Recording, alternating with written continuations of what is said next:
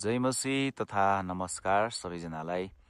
Ruby भ्यालीबाट यो चाहिँ पेल्दोर pick हो। हामी यहाँसम्म आउन सक्यौँ। पाङसाङबाट 4 घन्टा लागेर हामी यहाँसम्म आउन सक्यौँ। यो डाँडै डाँडा आइयो अनि यो चाहिँ 4200 मिटरको उचाइमा रहेको सम्भवतः नेपालकै सबैभन्दा ठुलो क्रुज तपाईहरूले यहाँ देख्न सक्नुहुन्छ। अनि यो चाहिँ धादिङ जिल्लामा पर्दछ भने यहाँबाट हामीले 3वटा हिमालहरूलाई चाहिँ सर्लक्कै हामीले हेर्न सक्छौँ। यहाँ गणेश हिमाल, उता मनासलु अनि यता साइडपट्टि चाहिँ लाङटाङ हिमाल रहेको छ।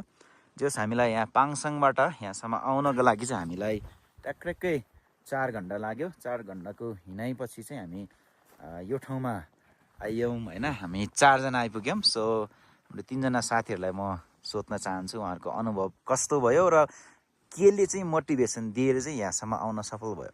हाम्रो जनाथनबाट सुरु गरौँ न। सबैभन्दा सुरुमा त यहीँ आउँछु भन्ने हाम्रो एउटा डेस्टिनेसन हुन्छ नि, गन्तव्य थियो र अब त्यहाँ हिँड्दै आउँदै गर्ने क्रममा यहाँ जान सक्दैन कि जस्तो लागिरहेको थियो। खुट्टा एकदमै दुखिसकेको थियो। तर ख्रिस यसुले त्यो कलकत्तामा कौडी क्रुजमा हुन्छ नि, जुन क्रुजलाई बोकेर हाम्रो लागि उहाँ जानुभएको थियो। एकदमै पछाडिबाट हिर्काउँदा पनि उहाँ क्रुज बोकी जानुभएको त्यो कुरा चाहिँ दिमागमा एकदमै मनमा हुन्छ नि, एकदमै झलझली भएको भएर चाहिँ म चाहिँ दौडी नै खुट्टा उचाली भए पनि यहाँ आएको, ताकि क्रिस यसुको त्यो क्रुसको प्रेमलाई अझै जीवनमा गहिराइमा महसुस गर्न सकौँ भनेर। कति असल कुरा। हाम्रो आमोस भाइलाई चाहिँ केले मोटिभेट गर्यो त?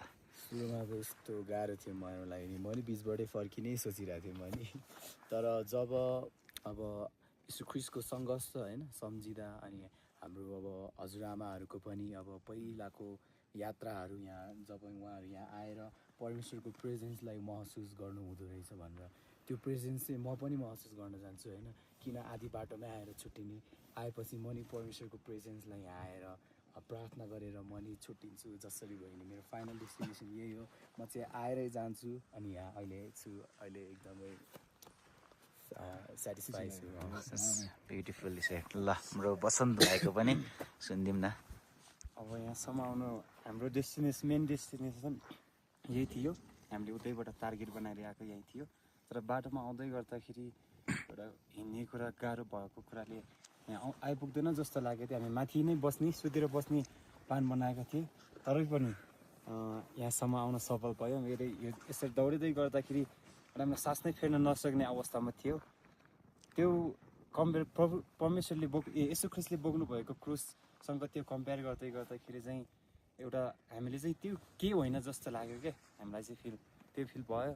अब यहाँ आइपुग्यो, धेरै नै खुसी छु। वाह, थ्याङ्क यू सो मच तिमीजनालाई। अनि मलाई पनि त्यही कुराले मोटिभेट गर्यो। मेरो चाहिँ एउटा एक्सप्लोर पनि गर्छु भन्ने त्यो सोच पनि थियो। अझै तपाईँहरूले चाहनुभयो भने यो ठाउँमा सजिलै तरिकाले पनि आउन सक्नुहुन्छ। धन्यवाद यो भिडियो हेर्नुभएको लागि। हिमाल यति मजाले टल्केको छ, यो डाँडै डाँडा एकदमै आनन्द आउँछ क्या।